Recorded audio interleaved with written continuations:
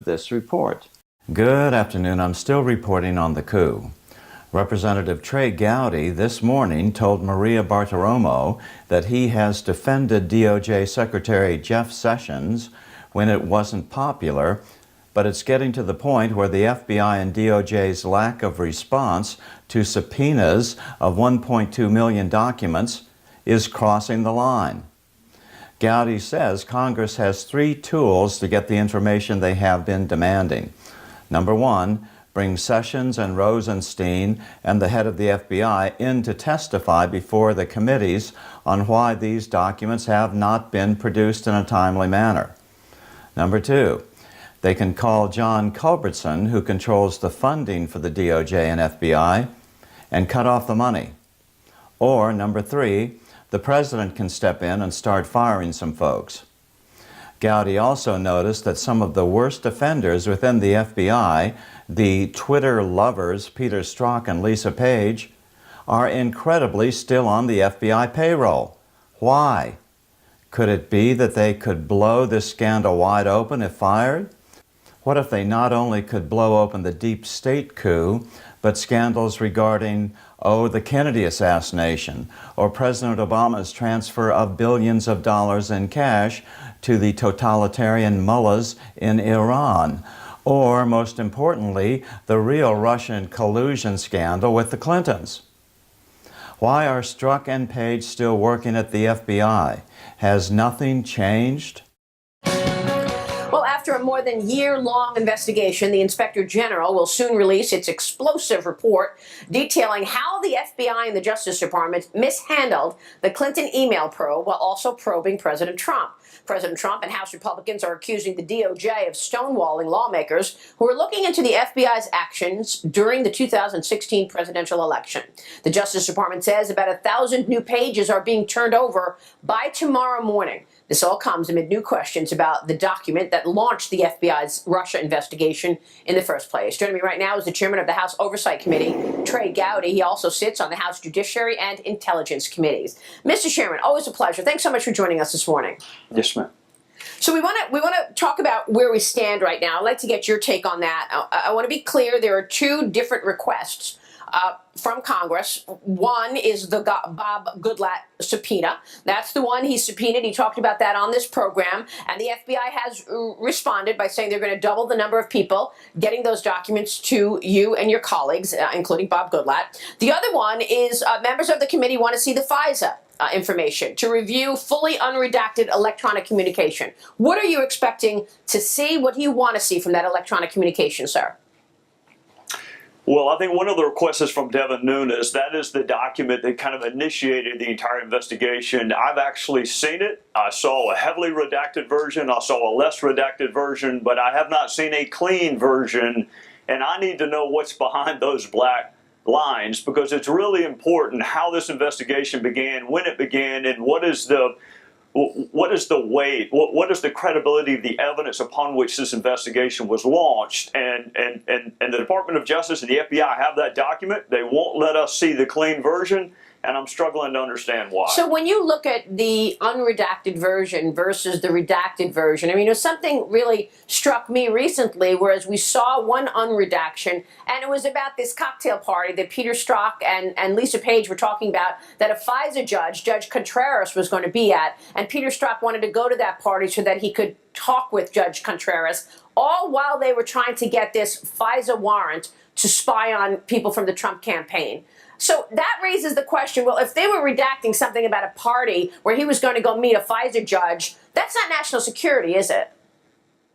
No, that's embarrassment, and that is not a sufficient reason to redact anything, is that the FBI and the department might be embarrassed. So that's why we want to see the clean version, and if there's a national security issue, we want it redacted. But most of what they send us now looks like an ink blot test, the Rorschach ink blot test. And we can't figure out what's behind the black paragraphs. And if it's just the embarrassment of the Bureau, I hate it. But that is not a sufficient reason to withhold that information from Congress. And after Bob Goodlatte's subpoena, the FBI responded and said, look, we're going to double the number of people working on this. And with all due respect, I appreciate the candor there and the response, but there were 26 people working on it. If they're going to double that to 54, with 26 people, they had 3,000 documents. With 54, does that mean they're going to have 6,000 documents? I mean, we're talking about more than 1 million documents. Was that the right response to say we're going to double the number of people? And do you think that's going to be effective?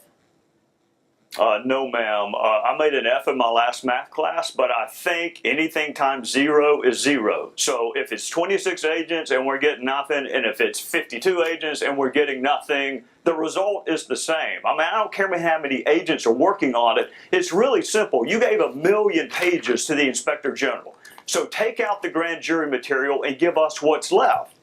It is impossible. I want to be able to support the FBI and DOJ.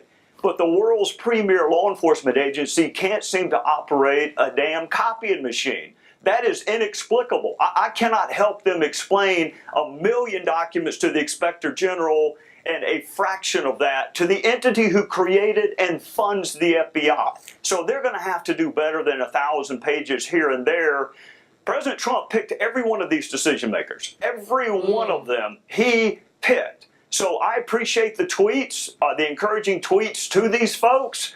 But there might be a more efficient way of communicating.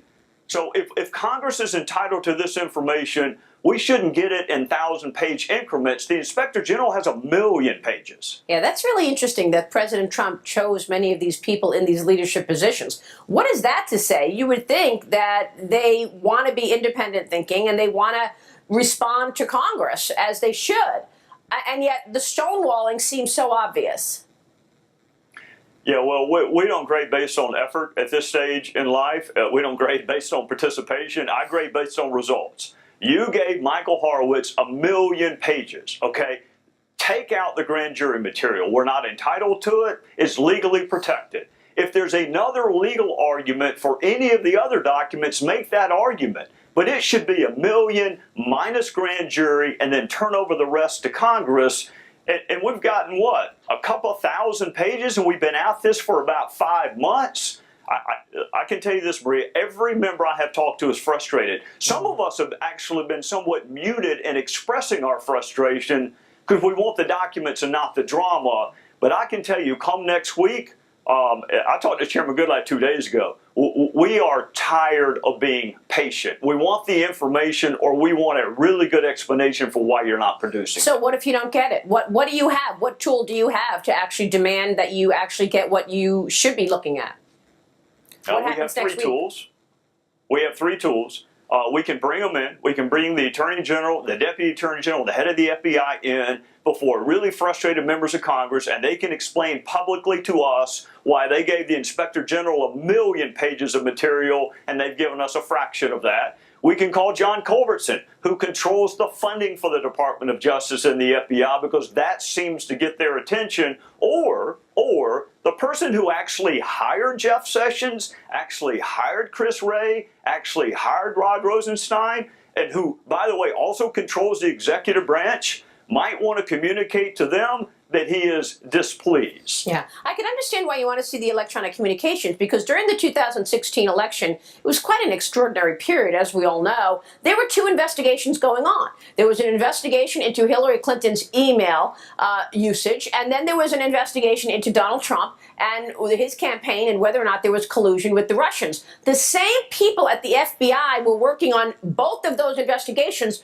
those same people who were incredibly biased, we know now, because we've seen the text messages about name calling for Trump, that they really need Hillary Clinton to win, or they need an insurance policy. Those people were working on those investigations, like Andrew McCabe, until a week before the election, Chairman. Yeah, Andy McCabe was, and then he was recused. Peter Strzok and Lisa Page, unless something's happened since you and I have been on air, they're still employed by the FBI. Now, Comey's gone, McCabe's gone, Rybicki's gone, but some of the folks are still there, which is a pretty good question. How can you keep your job evidencing that amount of animus, not just bias, animus towards the target of your investigation? So there is a plausible, defensible reason why Congress.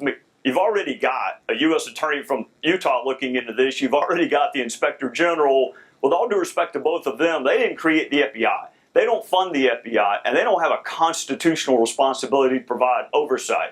We do. And we can't do it if you give us a fraction of the documents that you give to the Inspector General. Yeah, so that's a point that Devin Nunes made in the last hour. The Congress created the FBI and the Department of Justice. Let me ask you this, because those people who are still working at the FBI, they still have security clearance, don't they? I would imagine it's really tough to be an FBI agent and not have access to sensitive information. I guess unless you're an intern, and I don't think they're in the intern program. Yeah. No, exactly. they're FBI agents. So the last time we spoke, you wanted to see a second special counsel. Give me your thoughts on U.S. Attorney John Huber investigating the actions here. Jeff Sessions deciding not to do a special second counsel and putting John Huber on the case, this prosecutor. Your thoughts there real quick. And do you think ultimately we still could see a second special counsel? I think we could see special counsel. I am going to withhold final judgment. This is someone who's not part of Main Justice, so that's good. That was our primary complaint, that Main Justice could not do it. We wanted special counsel, and particularly if there's going to be a criminal referral, which I'm not assuming there is, but if there is a criminal referral, I would like to see a special counsel appointed. This is a good interim first step. I've defended Attorney General Sessions when it was kind of lonely to do so. The failure to produce documents is indefensible. The picking of a U.S. attorney in Utah is defensible, even though I disagree with it. By the way, before you go, do you think we're going to see criminal referrals out of this IG report, the Michael Horowitz report? You could. Anytime I see a lack of candor, that is Latin sometimes for false statement. And, you know, there are a lot of people in the Mueller probe that have been walking in front of judges pleading guilty to making a false statement. I'm not presuming anything. I'm not prejudging anything. I really am waiting on Michael Horowitz's report. But if there's a lack of candor and a duty, particularly under oath, to be candid,